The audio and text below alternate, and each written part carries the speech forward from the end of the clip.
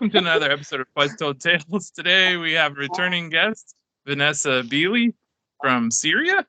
So we're going to talk today about the recent attacks on Syria and the wider implications of that. So welcome, Vanessa. How are you? I don't really know how to answer that question anymore. Yeah.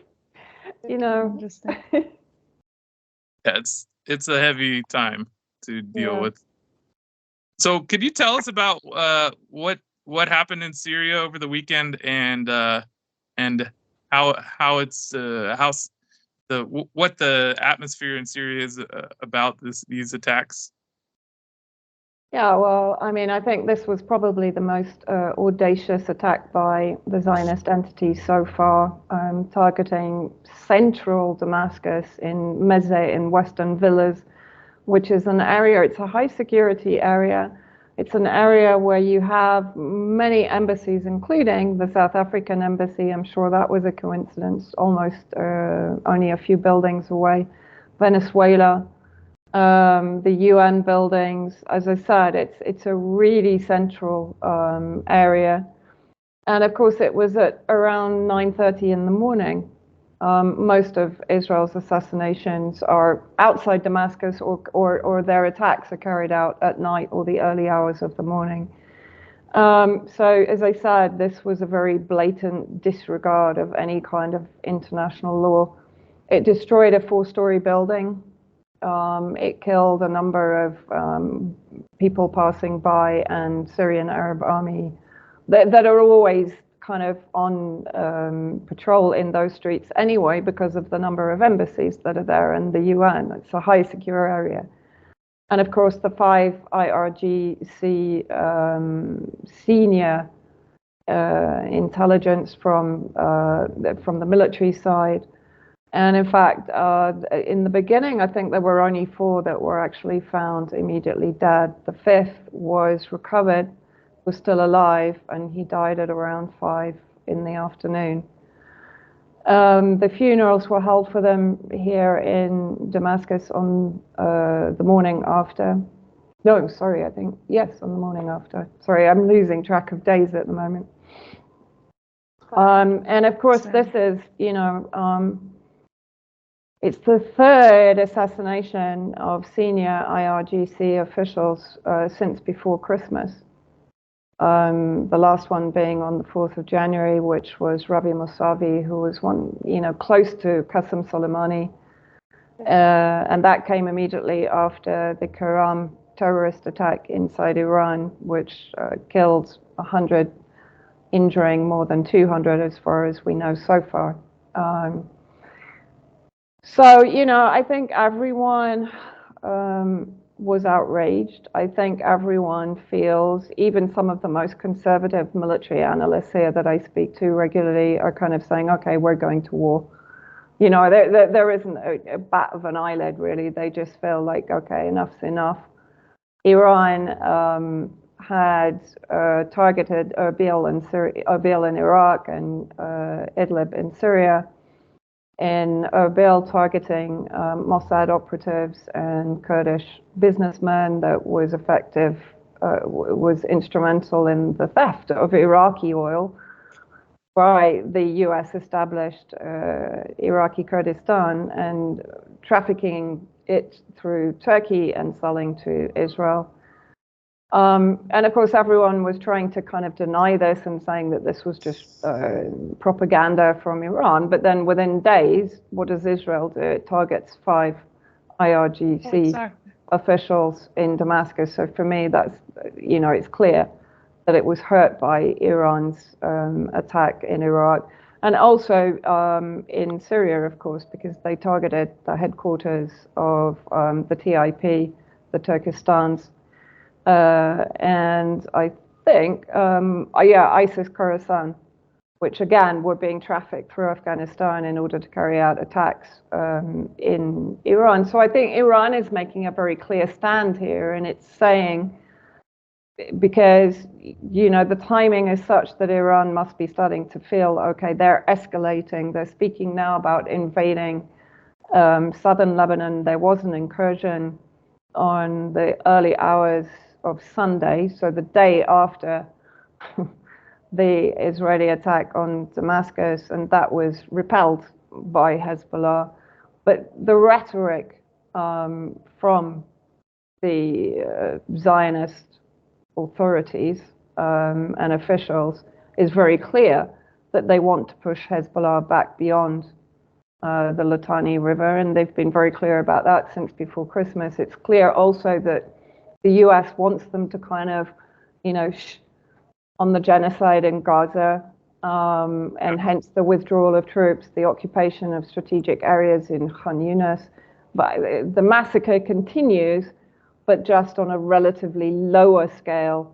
And that's what the US wanted, because of the case against Israel at the ICJ, and there's now one being brought by Indonesia and Mexico and Chile.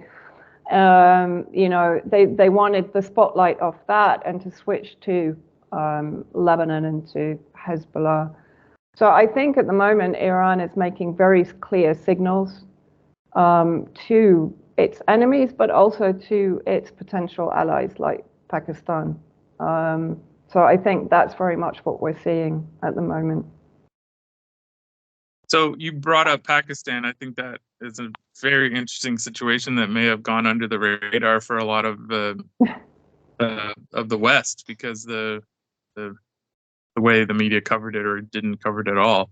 Could you just describe what that is, and maybe we can talk about it, because I think it's one of the most fascinating diplomatic events happened in my lifetime.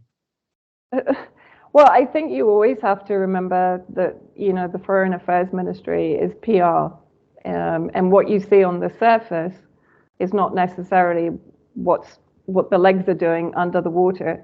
And I think this is a very clear-cut case where even some officials kind of forgot what they should be saying, and were still extending brotherly feelings between themselves, between Pakistan and Iran.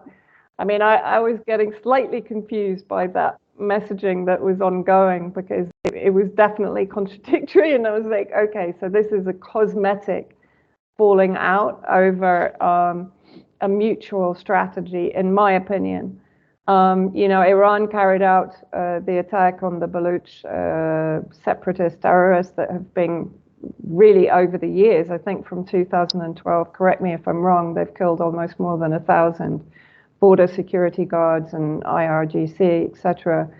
And they also pose a threat to Pakistan from inside Iran. So that border security is very important. Now, who's the external backer of that group? I mean, US, Israel, I mean, every single terrorist group on the planet right now.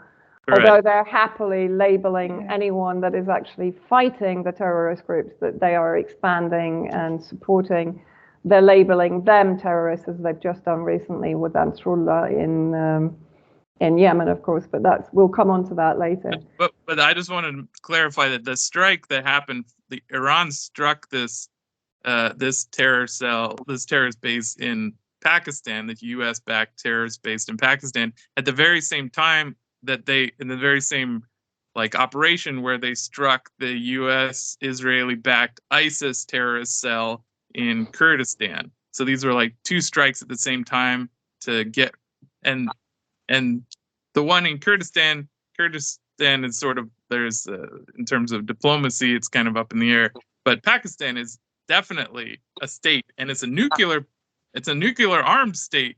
And so Iran was sending a missile into a nuclear armed state. I mean, yeah, but I mean, for me, this means there was foreknowledge. Exactly. Iran is not crazy. Pakistan is also not crazy.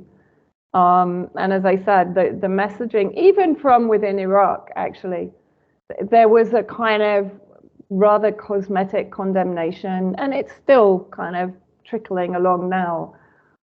But Iraq is effectively occupied by the United States. It has to be very careful, right?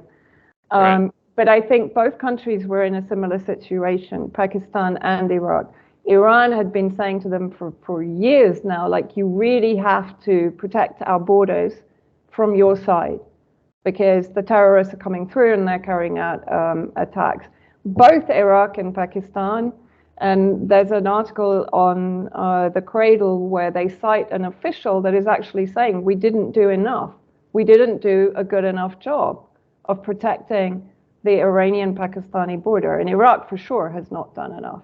In a sense, Iraq is in a very different position. It's occupied. It's effectively very well controlled by the United States. It's still infested by ISIS. It has the MEK there, although they claim to be back in Albania. They have the Kurds that are basically another faction of US proxies inside Iraq, just as they are inside Syria. So Iraq is in a very different position. It's in a more vulnerable position, in my opinion. And for that reason, the kind of the diplomatic language is continuing. But with Pakistan, it was so obvious to me from within the first half an hour, really, because it's beneficial to both countries for this terrorist organization to be suppressed and basically eliminated. So both countries. Yeah, sorry, go on. Oh yeah, go ahead, Satara.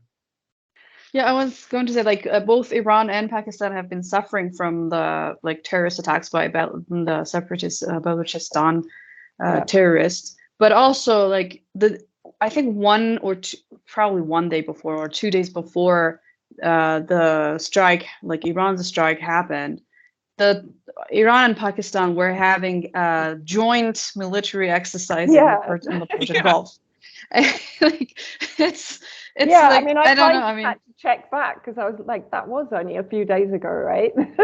Exactly. Planned it. It was very close. It was obviously a planning exercise or planning event for this because, it was obvious you scratch my back, I scratch yours exercise. And not only did they get rid of terrorists, US-backed terrorists, they also demonstrated the amazing precision and power of their missile technology, both countries, over long distances, which are distances which threaten Tel Aviv.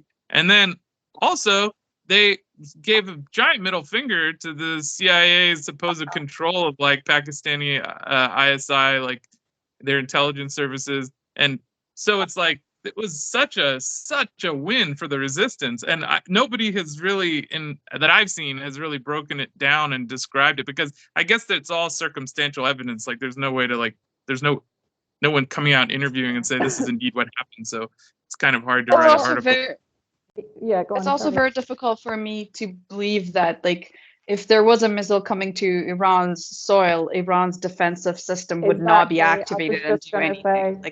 Both of them, because Pakistan and Iran air defenses didn't even activate, as far as I'm concerned. So, there's a number of clues which kind of point to this being a prearranged strategic attack.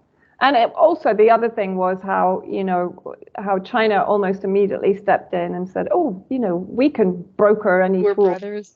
But, it's the thing is that China is close to both Iran and Pakistan, right? So it seemed a huge amount of theater to me to achieve, as you said, a very clear strategic gain. And I think that all those launches of missiles by Iran were a tremendous strategic gain. They were very sort of calculated, because as you said, when you look at the map, the 1,200 kilometers, I think the full range is around 1,400, 1,450. The arc then, of course, goes around to Tel Aviv. So that was a very, very, very clear message. It also shows that Iran is perfectly capable of also hitting directly the American bases inside Iraq. And of course, since the assassination on Saturday, the Islamic resistance, which of course is nothing more than another proxy of Iran, I think carried out the largest attack on the Ain al-Assad base in Iraq. And there are claims that there were up to 70 American personnel killed over the weekend. Of course, they're claiming, traumatic brain injury, which is what they always do when there's large numbers of casualties. Flashback to 2020, January Yeah, 2020. exactly. Anyone wants to go exactly. research No, and that. they've used it again also. They've used that again fairly recently. So, you know, but I think what is now happening is we are seeing this escalation across all fronts. You have to remember also that in Syria we have probably in the region of, I don't know, 50 to 100,000 terrorists still operating under the control of Turkey and Israel and US, UK, EU countries. Since October the 7th, ISIS has been released from around the area of Al Tanf, the US base in the southeast, to carry out attacks, pretty heavy attacks against Syrian Arab army positions. In fact, trying to regain areas like the Dabuk gas and oil fields to the east of Homs. That was an attack that was driven back, but it was an intensive battle over about 2 days. We have reports that the 1,500 odd American troops that are now being deployed again to Syria and Iraq, although they keep claiming there's no American troops in Syria or Iraq, are to basically train ISIS in the Huran, in the Iraqi kind of the desert areas, some of the most inaccessible areas, and one of the biggest areas of Iraq, and that PMU forces have tried to attack ISIS forces and have been actually driven back by US forces. So, you know, that gives you a very good idea. If this escalation happens, if the escalation pushes on into Lebanon, there is high potential of the war being reignited inside Syria and even inside Iraq for ISIS to be used as a proxy to fight against the PMU and to distract them from the war against Gaza, against Palestine. You see what I mean? So they're preparing to escalate on different fronts, but it's not going to be a kind of US shock and awe campaign because that's too blatant. We're seeing the bombing of Yemen, of course, which again is in contravention of every single international law on the planet. And by Saudi Arabia also joined again the US and the UK in bombing Yemen, which is yes, on the recent one. Oh wow, that is insane. Yes, I mean I can recheck the news, but that's like what I've read maybe a couple of hours ago. And if that's the case, I mean, you know, Saudi is playing such a dirty game, to be honest. I mean, at the emergency summit, they vetoed the really strong proposal that was put across by, you know, Palestine, Yemen, Lebanon, all the real resistance axis, and by Syria. And actually, President Assad's speech was probably one of the strongest, if not the strongest, at the emergency summit. And they were talking about preventing use of airspace to bring supplies to Israel. It was a really strong proposal, and that was completely blocked by, guess who? Jordan, Morocco, and Saudi Arabia. That's amazing. And what they came up with in the end was just so feeble. I don't even think they've you know, put into action the final proposal, but it was disgusting.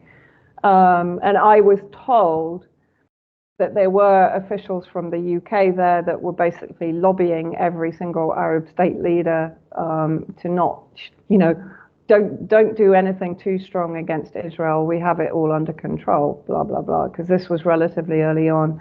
Saudi Arabia has refused to allow its airspace for missiles to Israel, as has Jordan. Jordan has brought them down. Egypt has brought them down. Jordan's gunning to like they're part of the weapon supply route for Israel. So yeah, absolutely. And you know, when the sea supply route was getting cut off, of course, who opened the land bridge is UAE. You know. Yeah. So it's not really not a surprise. Go on, sorry. Yeah, I mean, like without Saudi Arabia, Egypt, and Jordan, there wouldn't be no Israel, right? No, exactly. So it's very clear where they stand. Egypt, you know, traditionally, I mean, I was in Gaza in 2012 in the Israeli aggression then, and back then Egypt was I mean, unbelievably cruel to Palestinians that were trying to leave. And both Eva and I went through the humiliating experience of trying to enter through Rafah, through the gates, where at one point in 2000 and just trying to remember my timings now, 2012, there were thousands of Palestinians trying to get back in. And I mean, the Egyptians traditionally, and it doesn't matter which president, even Morsi used to pour sewage water into the tunnels, you know. So since the death of Gamal Abdel Nasser, Egypt has pivoted more and more towards the West and towards Israel. So that signed the Camp David agreement. At least was able to voice what they wanted for a brief moment. But the thing is, the Egyptian security force is extorting Palestinians who just want to save their lives, who want to cross the border, want to get out of Gaza. You have to pay like $10,000. Yeah, it's 9,000. It's just like I mean, it's just pure corruption and extortion of like keeping people in a murder chamber and then charging them like an illegal, like a corruption fee to get out of a murder chamber. Imagine the disgusting humans that do that. Yeah. I mean, you know, you only have to look at their actions every single day, every single hour on every single Telegram channel to understand what absolute psychopathic monsters they are. And they've been indoctrinated to be such from kindergarten upwards. You know, the entire education system inside Israel just breeds these talking about Egypt, though. Genocidal maniacs. Oh, in Egypt. The Egyptian border, but, you know, like that Egyptian fellow Arabs are extorting people who have, you know, lost their families and just don't want to die themselves, are taking their money from them. And the Israelis too are stealing money from the Palestinians, but I just can't imagine a fellow Arab, like a fellow like Muslim. How do they like? That's what I don't understand with Saudi Arabia. It's just like how do they? I don't consider Saudi Arabia to be Arab. I don't even consider it as part of I really don't. It was created by the British. I mean, what country names itself after a family, for God's sake? A family of criminals. You know, Exactly. Yeah. Traditionally just robbed people along the. No, it's like I don't. They're not Arab. It's only because they have occupation of all the holiest sites in Islam, in Sunni Islam, that they earn the title of Arab, but they're not Arab, really. Well, the fascinating thing, hat tip to the Gray Zone, they just interviewed the spokesperson for Ansar Allah, and he said in it very, very blatantly that if Saudi Arabia gets back into the bombing, they're in full war with Saudi Arabia or UAE. So if Saudi Arabia is declaring its participation in this bombing, that means there's a new war opening, a new front that's reopening between Saudi Arabia and Yemen, according to this spokesperson. That's what he said very clearly. So, well, I think, you know, Ansarullah, I'm not saying that they wouldn't be empowered anyway, but I think Iran is now recognizing that the need to really empower Ansarullah, because in a way they have been the turners of history in this. I mean, quite incredible what they did in the Red Sea without shedding one drop of blood. They have destroyed the economy, basically, not only for Israel, but also for the West. That's why, you know, the EU is now talking about forming its own coalition to come along. Why? Because their energy and grain prices are rising with the continuation of the shutting down of the Red Sea. They know they can't go north because they started the war with Russia. Right? So it's becoming a kind of self-inflicted wound for the West, basically. And the thing is that the US, this is what I keep saying, none of this would be happening if the US had not vetoed a ceasefire from the first place, right? Yeah. None of this would have happened. So who's pushing this? Who's engineering all of this? It becomes very clear. Netanyahu to me now is no more than a Zelensky. Israel is no more than an asset to reshape the Middle East as according to the clean break doctrine, the new Middle East in 2006, Greater Middle East, the Oded-Yinon plan, etc. It doesn't. All of them are slightly different, but the effect is the same: balkanizing the Middle East, weakening the resistant states, or destroying them, and basically eradicating any kind of resistance culture. Right? Do you think they would hang Israel out to dry like they did Ukraine, or are doing to Ukraine?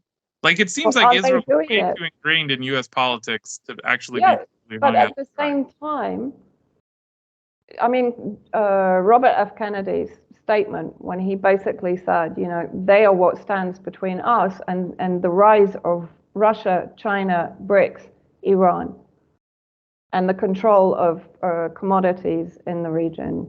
Israel is what stands between that and us. There was no compassion for the Israeli people. Yeah.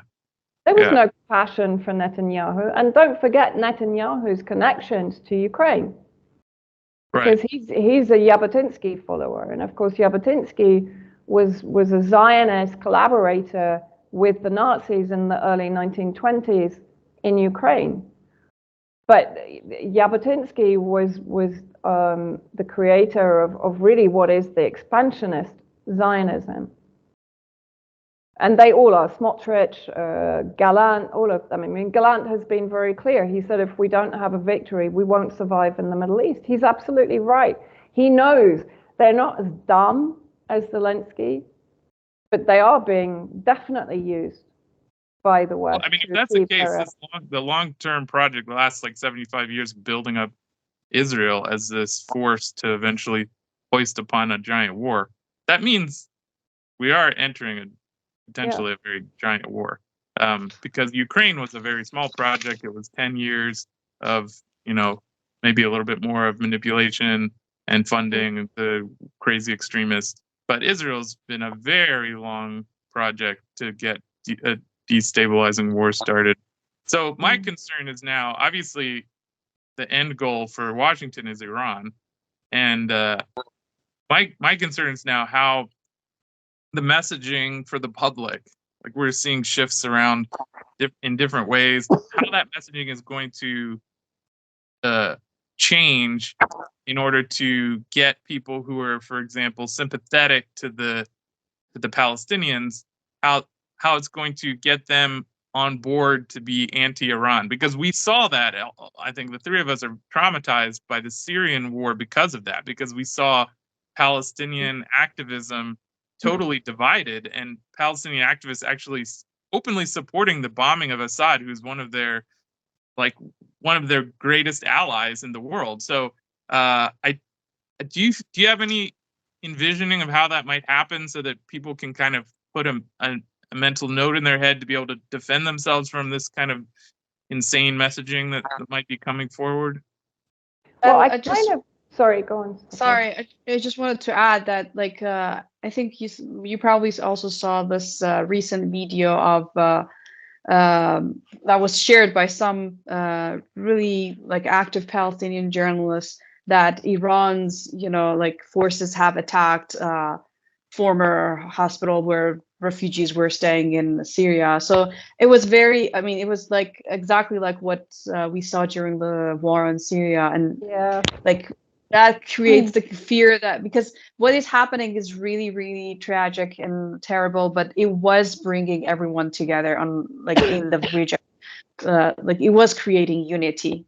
But those kind of rhetoric and messaging is, it's very concerning. I think what happened with that, I don't think it's anything to be majorly concerned about, because I have friends in Gaza from the time I spent there, and I've managed, one friend of mine has managed to make it from his house that was completely destroyed just after they finished building it after their wedding, and they'd only just moved in. He's in Khan Yunis now with his family, and I'm actually really scared because they're starting to do to Nasser Hospital what they did to Shifa and to all the others, and his dad just had a heart attack. So anyway, but the interesting thing, I've been talking to him and to a few other people in Gaza. The impression I have is that we know that the Muslim Brotherhood, in particular Hamas, were instrumental in the destabilization of Syria.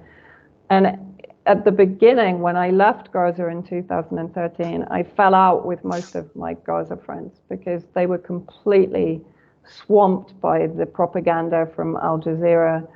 In fact, it was Kevork Al-Masyan who sent me the Urban Dictionary thing of "you've been Al Jazeera-tized." And so, you know, unfortunately, many of them were kind of brainwashed for the last 13 years.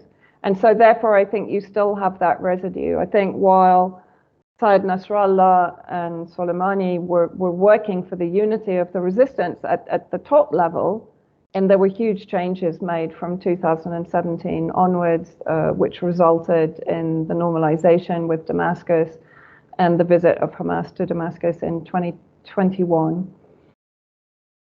Down the chain amongst Gazan citizens, nothing has really changed. So and they're not really very politicized. You know, even the journalists are not politicized. They're just very focused on their cause, on Palestine. And so therefore the kind of the external politics, or who is helping them, or who is arming the resistance is kind of not in there. I don't think they're even going to really go there, you know. So I think, unfortunately, yeah, you're going to just get a regurgitation of White Helmets news or Al Jazeera news, because I still don't trust Al Jazeera. Me neither. Although you know, although it's doing a good job, of course, on Gaza and on, it's still putting out kind of snaky messages every now and then. By snake, I mean like that, not sneaky. But it's its magician's trick. It's its sleight of hand. It shows Gaza, and then it's forcing this anti-Syrian, anti-Iranian. Yeah, Middle East eye are kind of, even anti-Hamas, like the way they're putting it is like it's a Hamas-Israel conflict. Like it's not exactly. Decide where you go. Yeah, no, it's you know, you can't trust any of these media, but unfortunately, you know, people in Gaza don't really have access to much else, and plus their daily survival is such that they don't have the capacity to look into things in depth. But the interesting thing is, I mean, I was talking to him and we were discussing Syria, and as I said, he was really confused. So I was just gently explaining some things to him, and he was perfectly open to it. So, you know, I think because there's a bit of an attitude in Syria also. Well, you know, they betrayed us.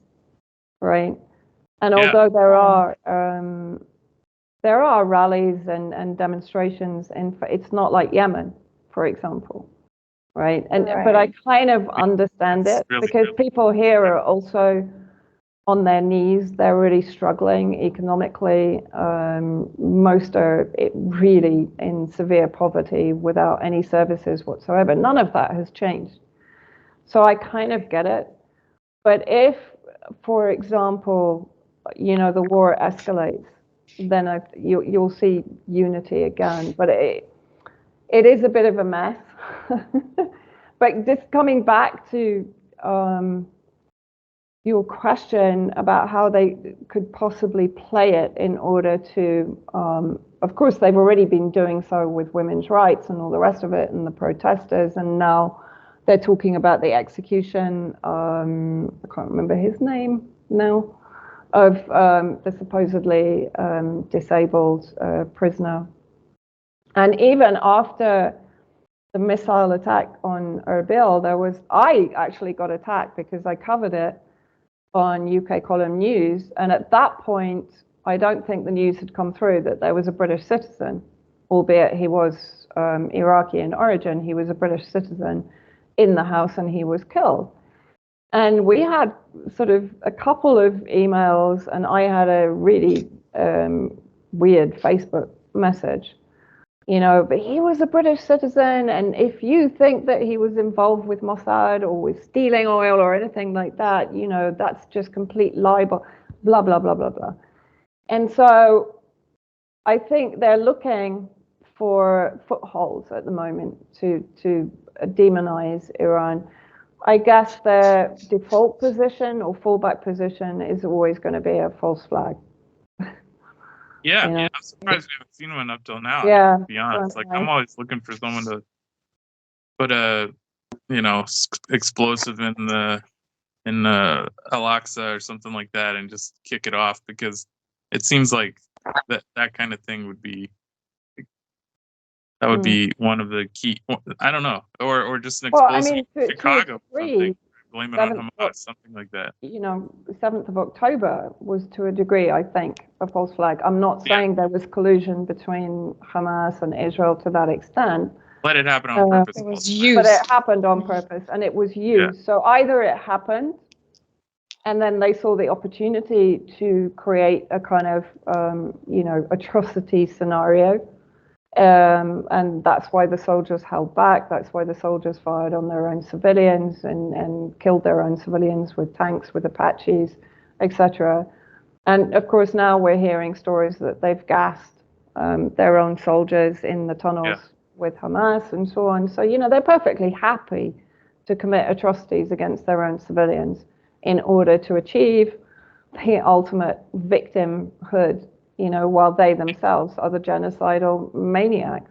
People don't realize that that's a historic feature of Zionism. Like, they've been killing Jews for their state ever since the beginning. They've been bombing Jewish mosques as false flag operations from Morocco to Iraq to get the indigenous Jewish population to fear for their lives, so they would move to Israel. And also just the boats of Jewish refugees from Germany in World War II. The Zionists were using them as pawns in their game. So they have no respect for Jewish people. That they pretend to be Jewish, and they brainwashed probably a majority of the world's Jews to believe that Zionists are their friends. But they are, and that's why I think when you talk about it, comparing it to Ukraine, I really think I've thought that from the beginning of Ukraine. I was like, this just looks like Israel. I think that's the game, is the messaging just hits people for years until they are convinced that they're part of this group, and then the U.S. just sells them out and sends them into the meat grinder. Yeah, because if Israel is really, the only thing that Israel can do well is massacre from the sky. Very similar, really, to the United States. As soon as the United States puts boots on the ground, it's failed. The IOF has failed inside Gaza. It's suffered heavy losses, both in reputation and in the death of soldiers. If they do really think that they can enter Lebanon and face an army like Hezbollah, they're insane. They're completely insane. And the thing is, of course, what is their absolute MO is, well, if we're not going to beat them on the ground, then we'll bomb the shit out of all of Lebanon to force Hezbollah to move back. Because if we kill people in Beirut because of Hezbollah, and of course, British intelligence, French intelligence, American intelligence have been working on the sectarian divides inside Lebanon for some time now, and basically probably arming factions inside Lebanon. Look at the building of the new American embassy there. It's basically a military base, So again, this has been prepared for some time. I think in Lebanon, if it goes ahead, we'll see a combination of that. We'll see a combination of bombing, ground assault, and then the blaming, if the bombing is on Beirut, which will just be horrifying, blaming Hezbollah for the escalation because they won't move north according to UN Resolution 1701, blah-de-blah.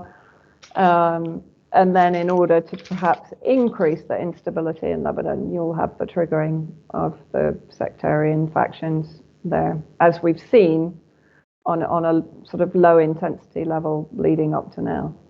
Maybe Hezbollah should move all the way north to Beirut. I mean, it's ridiculous because, you know, their weapons are all over Lebanon anyway. They're not only in the area south of the Litani River. Israel itself has encroached onto the so-called blue line by building watchtowers and, you know, vast military bases right on the border with Lebanon.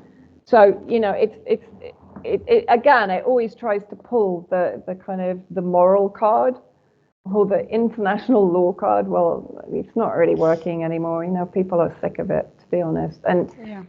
what I've noticed even on social media now, even claims, you know, even talk about the Holocaust, about anti-Semitism, it's losing its magic touch. Totally. It really Exactly. is, you know, Exactly. because people Yeah, are it's really very starting different. to see through it. Yeah. And when you've got Zionists, like a young generation of Zionists storming the AIPAC building, right, and where was it, Yeah. New York? Or I mean, I never thought I would see that ever. Yeah. Well, there was a Yeah, that was poll, very Harvard did a surprising. poll of like racial issues, and one of the questions was, "Do you view Jews as a class as oppressors?" And the group 18 to 24-year-old, like 67% view Jews as oppressors, as a category, and then that same age group voted like 69% that they agree with the statement that Israel has a right to exist. So it's like they're like, okay, so Jews are Yeah. oppressors, and now we have to mandate Palestinians to take this burden of oppressors and occupiers. It's very interesting. Like there's some level of like understanding that Jews are oppressors, but then at the same time, and I think Zionists are what that actually reflected. But anyway, it's an interesting time, and you know, it's anti-Zionist Jews are definitely at the bottom of the stack. They're definitely the that is a difficult place to be right now. So I have real empathy for people like Max Blumenthal and Aaron Latte. It's like they're, like you said, I mean, it's the idea, what people found, like the things that protected sort of Jews as a special class have totally fallen away. So, and now Jews apparently are genocidaires and psychopaths. So to the general public, it's very complicated to try and separate Zionist Palestinians. And actually, a fascinating segment Jimmy Dore covered yesterday on a live stream is the FBI just made this like obvious, they didn't say it's them, but it's obvious from the video. There's just a bunch of like military aged young men. There's no overweight men who are supposed to be these right-wing white nationalists who are now coming out as like on the side of Palestinians. They're anti-Zionist white nationalists because they're trying to like, and it's sponsored, it's like the ADL is like talking about this because it's obviously they're trying to equate anti-Zionism with white nationalism in the US. That's the new shtick, which is good luck with that, but no, I mean they've kind of lost control of the plot in that sense because they have such a limited playbook that I think even the most kind of fast asleep are starting to think, well, hang on a minute, didn't they just tell us that and now they're telling us this, you know? So I think, but I think the question of preventing that criminalization of Iran and that dehumanization of Iran is an important one and something that we should probably focus on because ultimately we know Iran is the target unless, of course, you know, the US just sinks into its own quagmire at some point along the road. But you also have to take into account these, you know, I keep kind of drifting it into the conversation because it's actually quite an important part of it. There's the Christian Zionists and the evangelicals that believe in this insane apocalyptic vision for the world for the second coming of Christ, that there has to be this kind of Armageddon. And, you know, that's what the Al-Aqsa flood operation was all about, of course, with the desecration of Al-Aqsa and the replacement of Al-Aqsa by Temple Mount in order to kind of hasten along the second coming. I mean, I'm not being disparaging to religion, but when it becomes literally genocidal in its vision and its ideology, it becomes a problem for me, you know. Totally. That's what we're seeing now, both on the Zionist, all Zionist fronts. It's not just Zionist Christians, although they're kind of a interesting case because they and they have huge influence. I mean, if you look at within Congress, within the military, in all institutions across the United States in particular, they have massive influence, and so therefore, you know, they really can't be ignored. Right. But now those Christian Zionists apparently are white nationalists, anti-Zionists, Zionists, according to the FBI's new cosplay protests. So it's a strange time we're living in. Are there any interesting things you've noticed recently that you want to make sure people know about, or like you want to give a special? Yeah, I mean, I just think that no, I mean, from my work, they can follow my work at my Substack, just Vanessa Beeley. But I think people should pay attention to the messaging that's going on at the moment also, because it's across the board, from EU officials, UK grunt chaps, the war minister, I don't call them defense ministers anymore, is talking about the end of the era of peace and the start of the era of war. What is his name? Yuval Hariri, who was instrumental in the whole kind of pushing of COVID narratives and so on, and vaccines even inside Israel itself,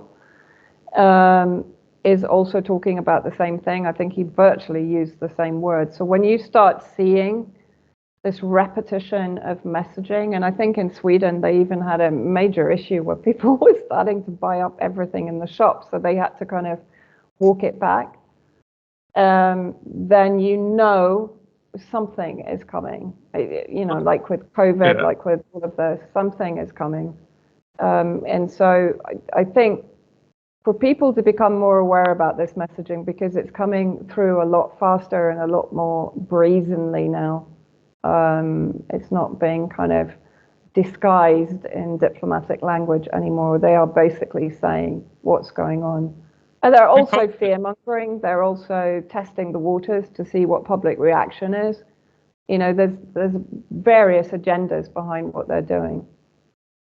Yeah, we posted a video in the channel, Telegram channel, a few days ago of the NATO spokesman basically telling people all the supplies they need to be stocked up, including a battery-powered radio, which is like, I mean, that's 20 years ago, maybe technology. And then the funny thing is, there's like reports that the electronic shops in Europe are like back ordered now on like battery powered radios because like they didn't have nobody's buying them, so they didn't have any stock. So people bought up all the battery powered radios because people are paying attention to these messaging. So I think it is making, especially the European public, which tends to be very much like when a politician says something, they believe it. So that's why they're going out of. I don't think Americans would buy battery-powered radios if Biden literally told them to do it.